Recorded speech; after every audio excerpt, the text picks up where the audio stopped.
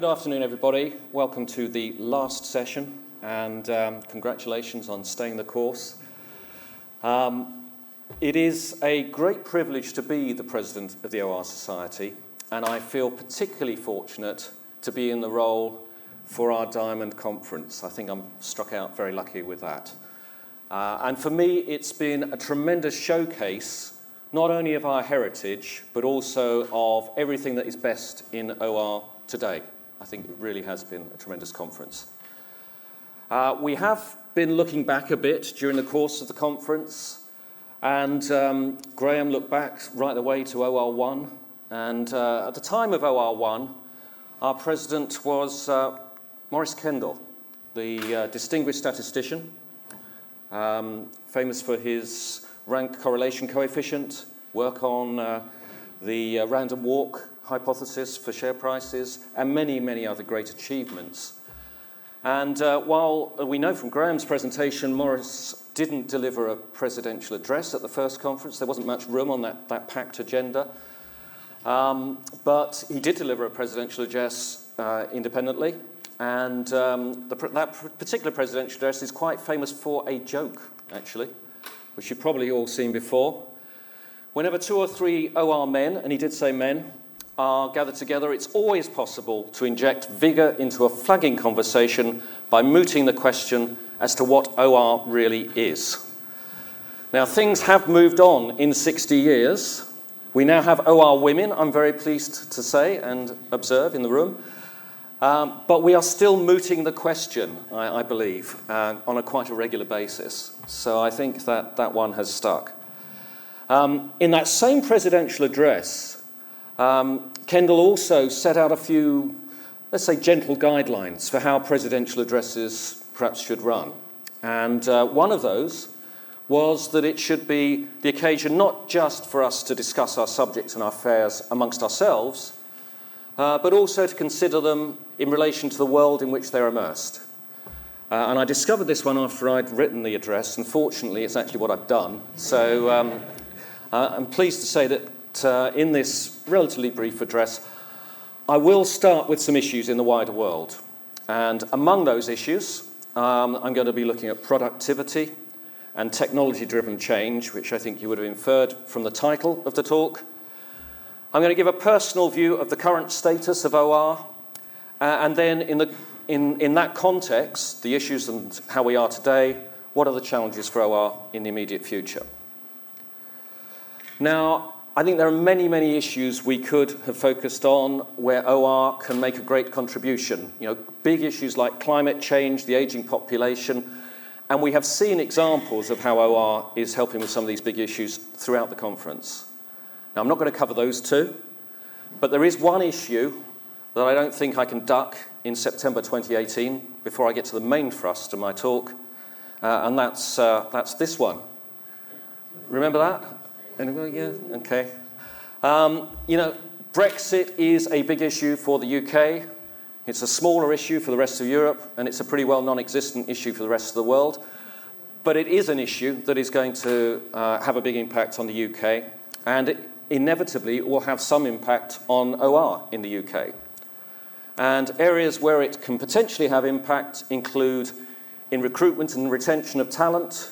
And as an employer, I've already seen some examples of this where continental European nationals moved back to continental Europe since the referendum.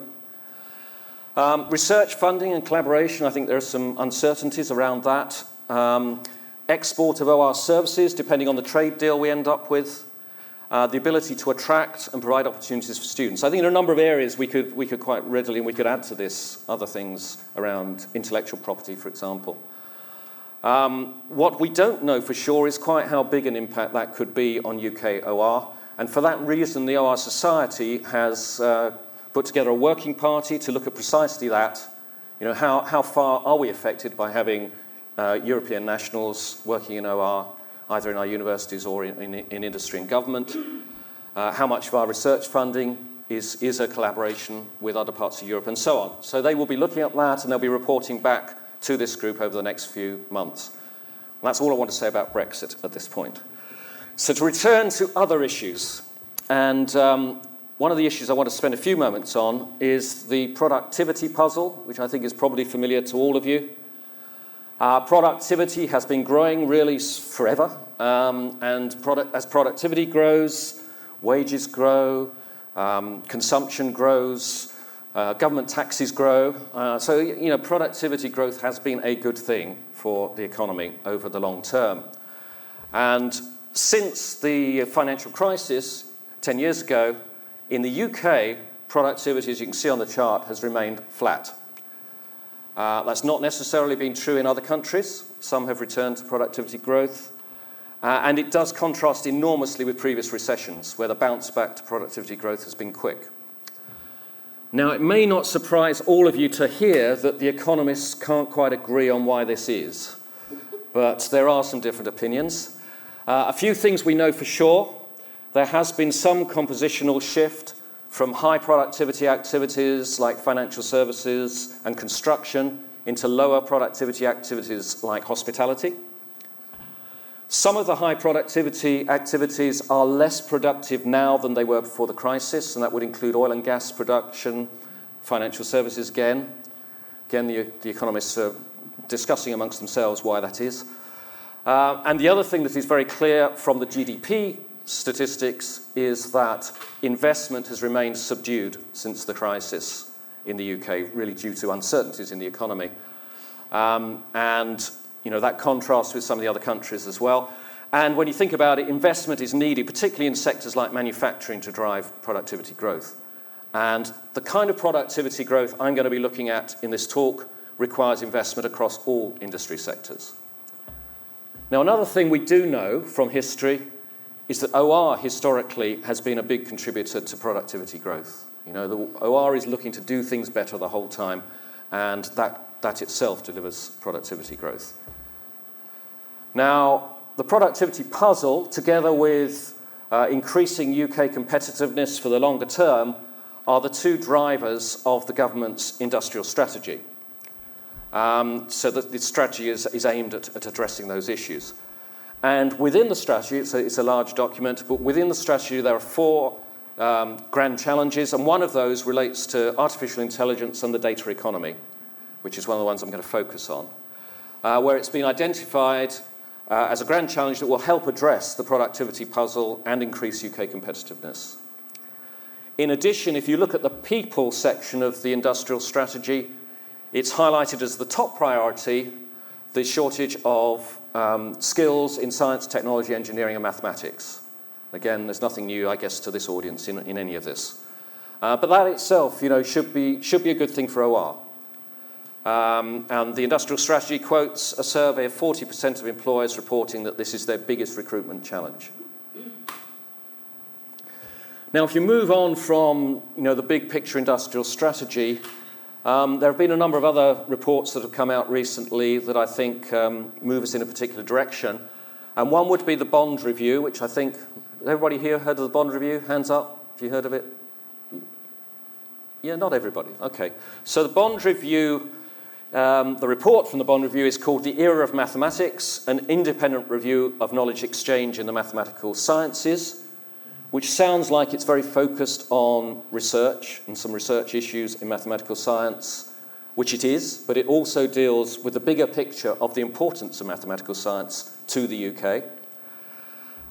It says independent review, but it is sponsored by EPSRC, so it has government backing. And it's had input from the OR Society, and some of our distinguished members have been on the expert panel. And it very explicitly includes operational research within the definition of mathematical sciences and uses examples from OR to demonstrate the importance of mathematical sciences. Now, I'm not going to go into the recommendations, although I would just say they are good news for mathematical sciences if they were implemented. But the important point is, I think it very persuasively argues that there is a strong link between mathematical sciences and the industrial strategy. It repeats the message that innovation is needed to drive productivity, so coming back to the productivity puzzle, and it demonstrates how mathematical sciences underpins that innovation, both in its own right, but also supporting innovation elsewhere. So the maths inside AI, for example. If I move on to another report that's come out this year, before that, there's one quote I wanted to give you from the Bond Review from Lord Stern, the economist. And this is where the phrase era of mathematics comes from. We live in the era of mathematics. Its influence permeates economic and social activity, and its influence and impact are profound. Yet its role is not well understood. We're not using it as well as we could and should, and we're investing too little. It's a discipline where we can shine in the UK and lead. Now is the time to invest. Now, what I would say is if you take out the first sentence and apply the rest to OR, I think it works pretty well, actually. It's one of the reasons I want to show you that. But moving on, Bond Review, I think, is reinforcing, yes, we need to address the productivity puzzle. Innovation is important. Mathematical science is important to innovation. And another report that came out from the Government Office of Science and the Council of Science and Technology, called Computational Modelling, Technological Futures, comes from a slightly different direction. Again, we've had input to it from the OR Society and some of our members. And it emphasises that modelling, particularly complex computational modelling, is essential for future productivity as well, because of the decisions it supports. And it highlights that, in today's world, this is more important than ever, that modelling supports better evidence-based decision-making. And in the OR Society, our vision is all about better evidence-based decision-making. And in a world of fake news, alternative facts, clearly this is important. So yet again, we're now saying mathematical sciences, including OR modelling, which includes OR, really important to productivity. So just to summarise that first stage in this presentation, from a government perspective, it is seen that productivity growth is critical, that new technologies and STEM skills, including mathematical science and modelling, are vital to achieve that. And that sounds very promising for OR. With one proviso here, provided we are recognised as being at the heart of mathematical science and modelling, which we know we are. And I should just pause here because on Tuesday I was talking to Ed Humferson, who heads the UK Statistics Authority. I think it's right, Tony, yeah? He was here at our conference on Tuesday, and I was talking through all of this, actually, with him.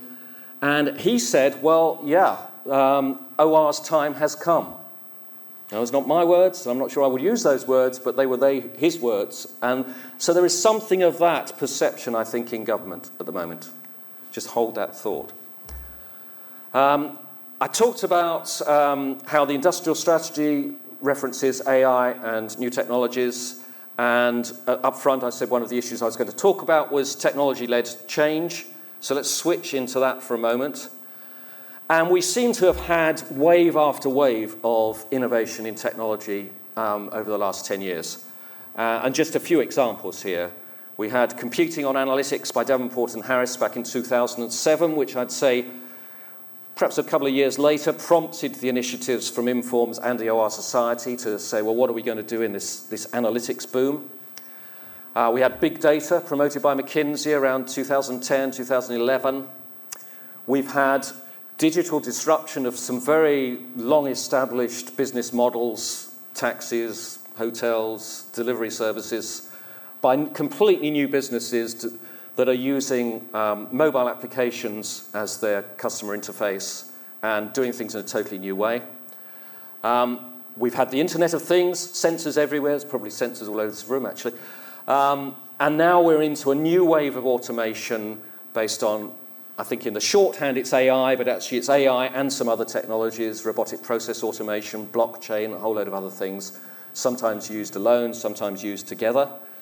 And I think the important thing about that last one is that this is automation touching some parts of the economy that have not been touched by automation before.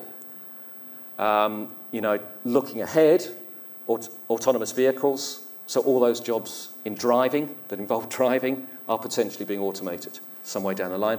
More immediately, jobs in areas like law firms, accountancy firms, where I was, and investment banks are potentially being automated, or at least parts of those jobs are being automated using this technology. And it is a big change. What's driving all of that? I mean, for me, actually, these are not separate waves of innovation. They are actually all linked. They're part of the same innovation, which is based on a number of things. First, it's based on the increasing volumes of data that are available to us from the digitization of the economy. And it's also based on the increasing computer power that enables us to do something useful with that data, whether that's through Moore's law or the next big jump, which could be quantum computing. Who knows where that's going to take us. Now, if I switch briefly to AI specifically, and not as a shorthand, but specifically the AI technologies, clearly artificial intelligence is not new. It's actually probably as old as OR. And it has had periods of fashion, being in fashion, it's had periods of being out of fashion.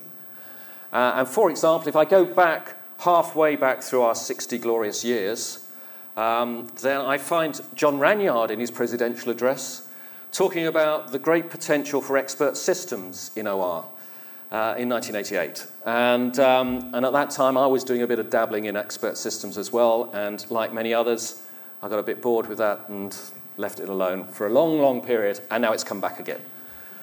But yes, it's been around a long time, and it's a lot of the same technologies. Neural networks were all around in 1988, certainly, and they've been used again. But actually, the developments we're now seeing in AI are actually very recent, probably more recent than lots of people realize. So, for example, it was only 2011 that IBM Watson had its famous win at Jeopardy, which is pretty recent, really. And one of the industry analysts, Jack Clark from Bloomberg, he identified 2015 as the breakthrough landmark year for AI. And it was a year in which Google had 2,700 projects running. As recently as 2012, they were doing virtually nothing outside of their core business with AI. Now, 2,700 projects across just about anything you can imagine. And in 2017, MIT Sloan did a study which showed that only 1 in 5 companies had incorporated AI in their business processes. So I think the important thing here is this is moving really fast.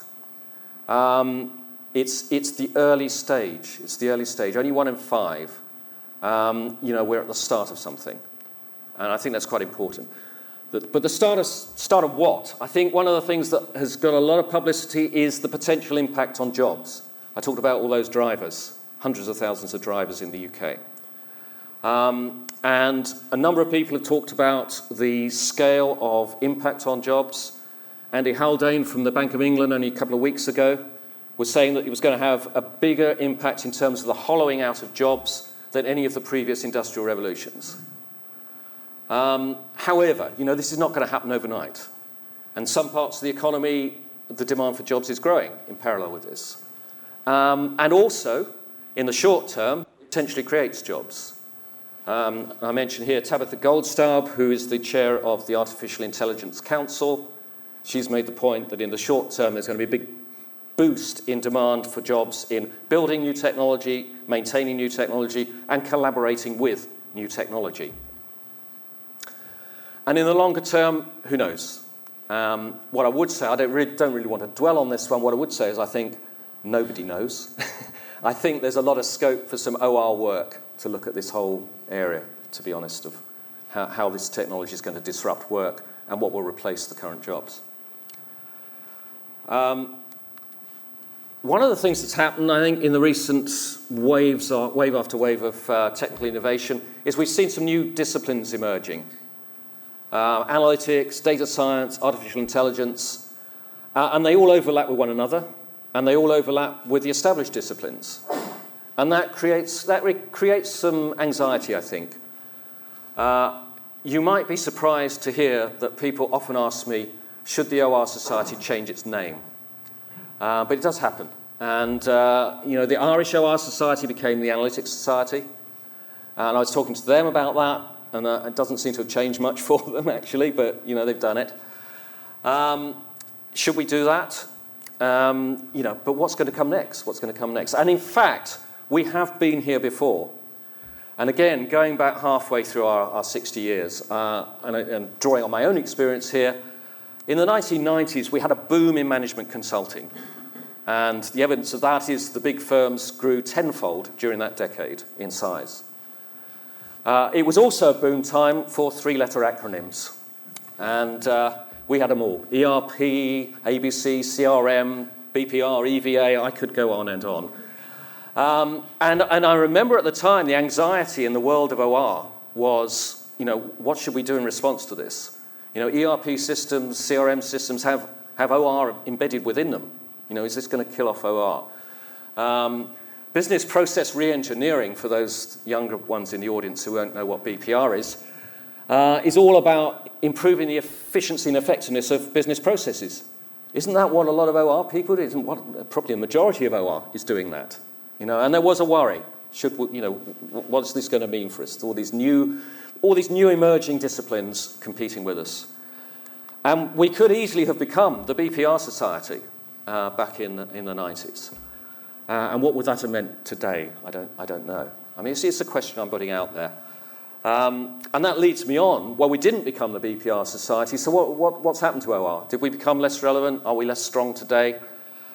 Difficult to know what the counterfactual would have been. But, in my opinion, OR is actually in quite a strong state today. If I look at the range of activities of the OR Society as one piece of evidence, in terms of the number of journals that we publish, and next month you'll be seeing the Journal of Business Analytics, the latest addition to our stable.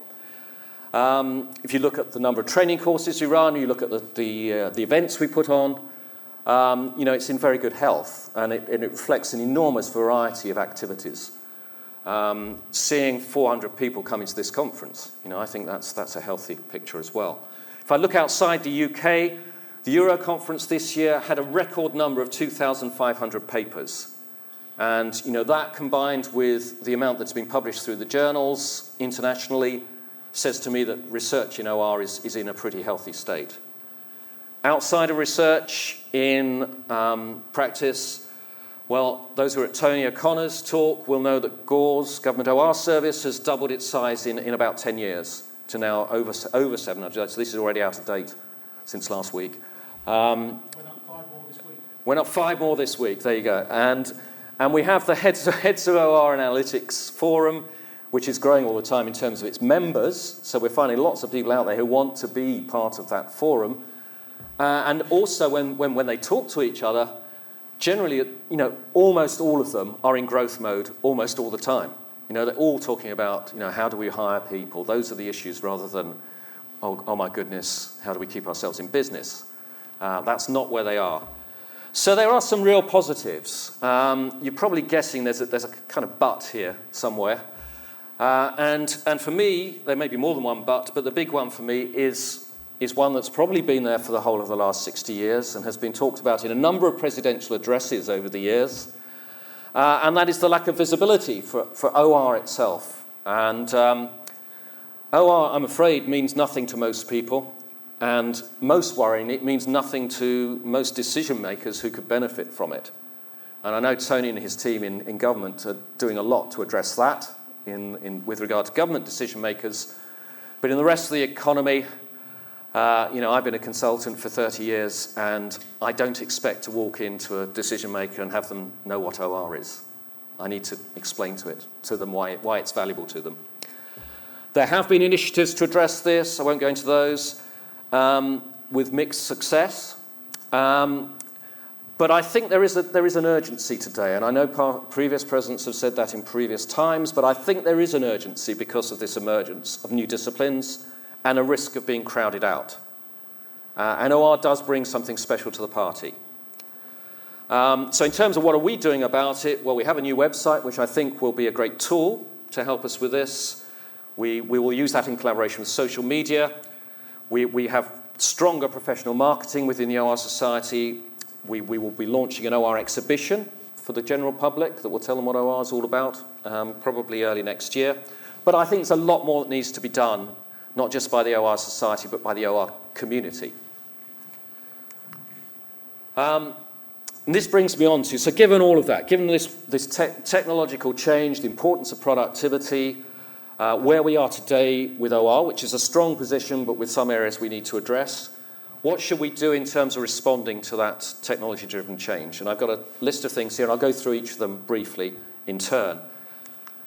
And I think one of them is we need to defend our key differentiators. You know, OR is great at drawing from a very wide range of different technical areas to use whatever is appropriate to solve the problem. However, there are certain things we are famous for as well. And in the areas like optimization and simulation, I think we need to defend our leadership position in those, retain ownership of the leading edge research and practice in those areas.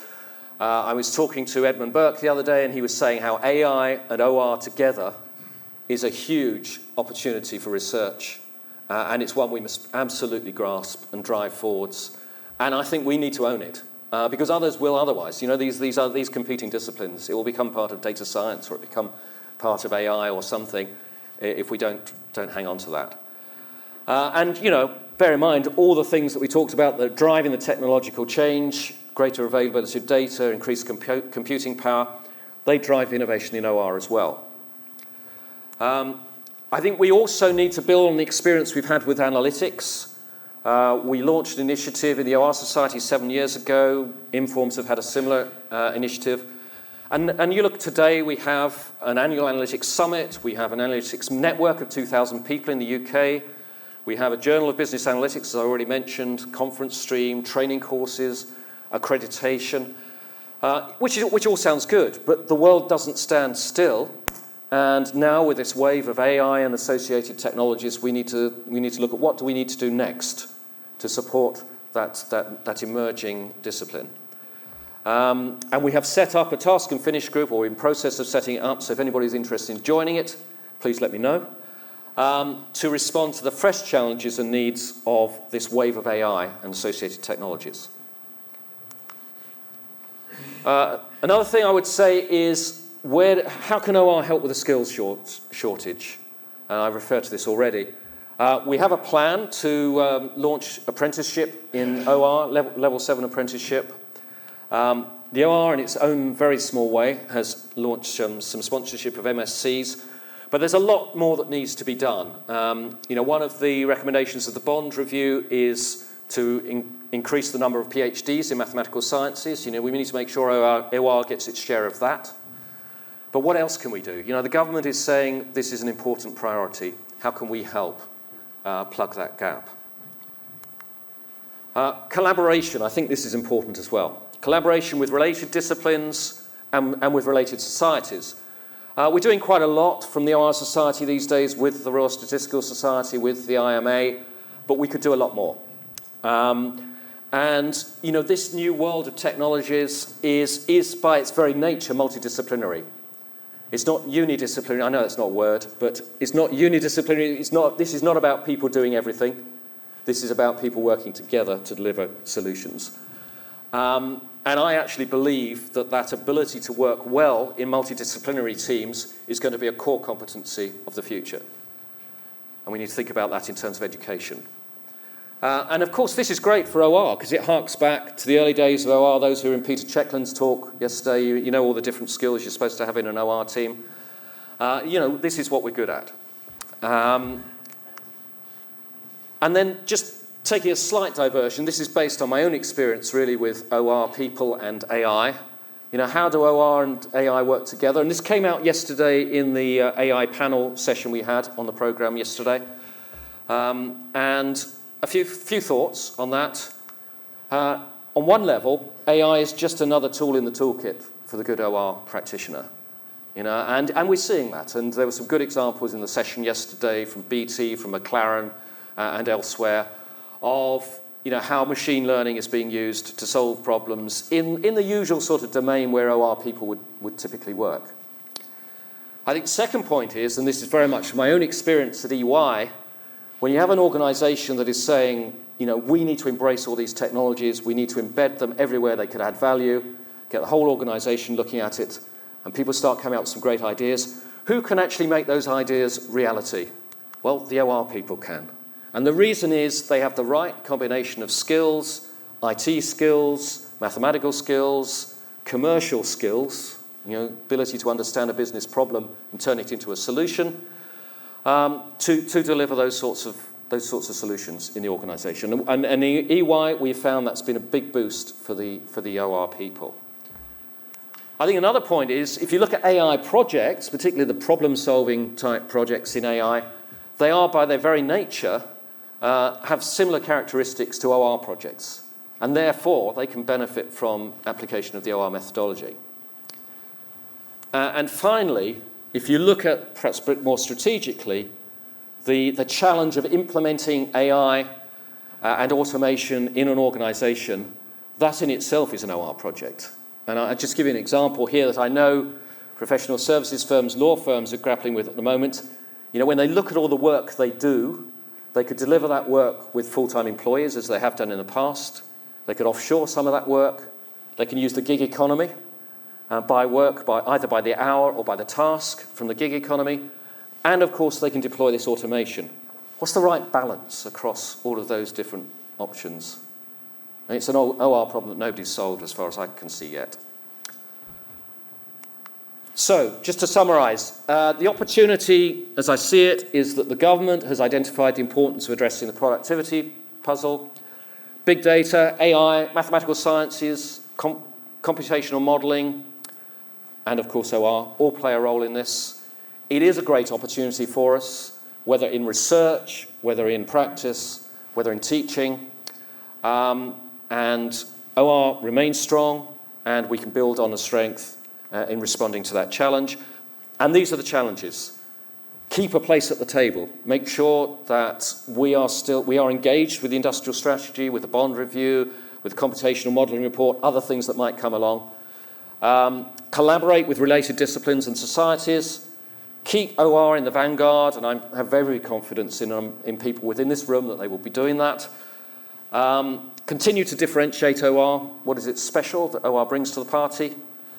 Demonstrate the value of the OR approach, and think a bit harder about what we can do to help meet that skills gap.